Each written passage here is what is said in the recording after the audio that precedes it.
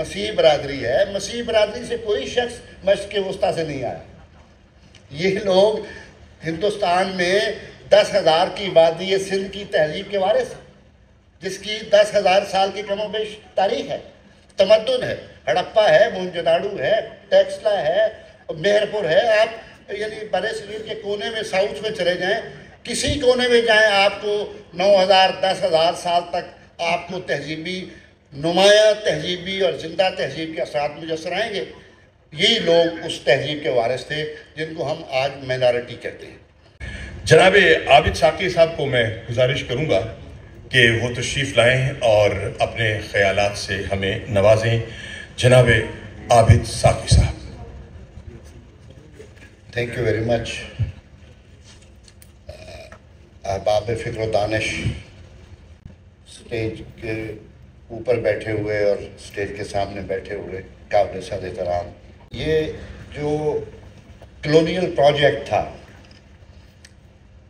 جس کے نتیجے میں ہندوستان کے سماج کو سمجھنے کی استعماری کوشش کی گئی اور پھر اس کو حصے بکھرے کر کے ایک کمپارٹمنٹلائزیشن کے نتیجے میں اس کو دیکھا گیا، اور اس کے تناظر میں آج ہمارا حال جس طرح متشکل ہو کے ہمارے سامنے کھڑا ہے، اس کو اگر ہم تھوڑا سا تاریخی شعور کی ایک پرت الٹ کے دیکھیں تو سب سے پہلے 1855 میں لارڈ ڈیو نے یہاں جب مردم شماری کا آغاز کیا تو اس وقت مذہب کا خانہ انسانوں کی خانہ شماری کے ساتھ ایڈ کیا گیا.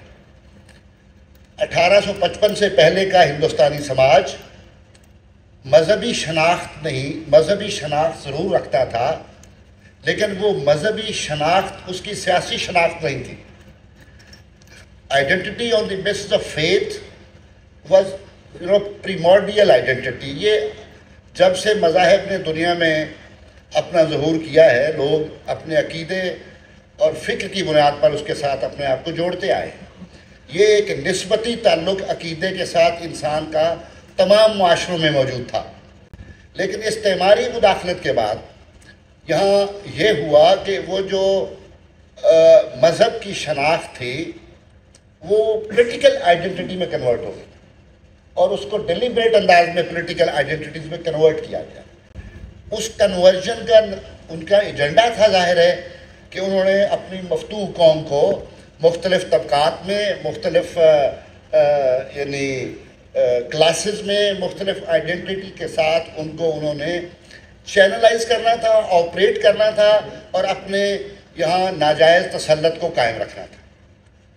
میں سمجھتا ہوں کہ ہم نے اس کلونیل لیگیسی کو نہ ری ایگزامن کیا ہے، نہ ری کنسیڈر کیا ہے، اور ہم نے آنکھ بند کر کے اسی تسلسل میں اپنی معاشرت کو بھی چلایا ہے اور اپنی ریاست کو بھی چلایا ہے.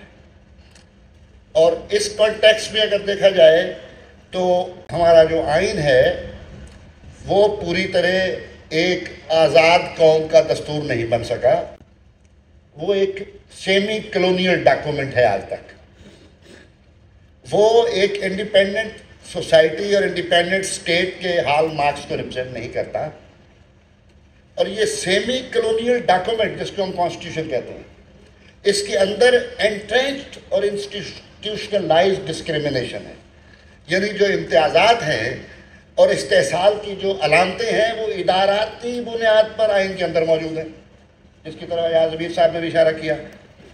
تو یہ ایکسکلوژنری ڈاکومنٹ ہے، انکلوسیو نہیں ہے. اس کو ہمیں انکلوسیو بنانا ہے، اس کے لیے ہمیں جدوجہد کرنی ہے. دوسری بات کہ یہ کتنا بڑا گہرا تضاد بلکہ بہت بڑا المیہ ہے کہ جو لوگ اس دھرتی کے وارث تھے، سن آف دی سائلز تھے، جن کو انڈیجنس پیپل بھی کہا جاتا ہے، جن کو مقامی لوگ بھی کہا جاتا ہے، جن کے لیے نیٹو کا لفظ بھی استعمال کیا جاتا ہے. یعنی تاریخ کا اس سے اور جبر کیا ہوگا اور اس سے اور بڑا استحصال کیا ہوگا کہ اس دھرتی کے وارث جو ہیں وہ اقلیتیں ہیں، اور مشرق وسطیٰ سے آئے ہوئے لوگ، عرب پاک سے آئے ہوئے لوگ یہاں کے مالک ہیں اور جو اصل دھرتی کے وارث ہیں وہ مائنورٹیز ہیں، وہ انڈیجنس لوگوں کے، یعنی اس جو تاریخی اور یعنی تہذیبی کردار تھا ان کو محروم کر رکھا ہے ہم نے۔ آج ہماری جو مسیحی برادری ہے، مسیحی برادری سے کوئی شخص مشرق وسطیٰ سے نہیں آیا۔ یہ لوگ ہندوستان میں 10,000 کی وادی سندھ کی تہذیب کے وارث ہیں، جس کی 10,000 سال کی کم و بیش تاریخ ہے، تمدن ہے، ہڑپا ہے، موہنجو ہے، ٹیکسلا ہے، مہر پور ہے۔ آپ یعنی برِ صغیر کے کونے میں ساؤتھ میں چلے جائیں، کسی کونے میں جائیں، آپ کو 9,000 10,000 سال تک آپ کو تہذیبی نمایاں تہذیبی اور زندہ تہذیب کے اثرات مجسر آئیں گے۔ یہی لوگ اس تہذیب کے وارث تھے جن کو ہم آج مائنارٹی کہتے ہیں۔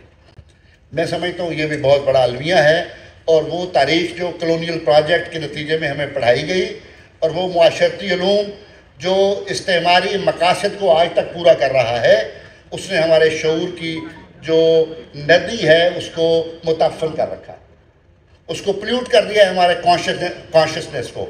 ہمیں چاہیے کہ ہم تاریخی شعور کے تحت از سر نو یہاں پر رہنے والی مقامی آبادیوں اور انسانوں کو اسی تاریخی عزت اور احترام کے ساتھ سمجھنے کی کوشش کریں، اور ہمارے آئین اور قانون میں جو مسلم تعدادات موجود ہیں ان سے چھٹکارا پانے کی کوشش کریں۔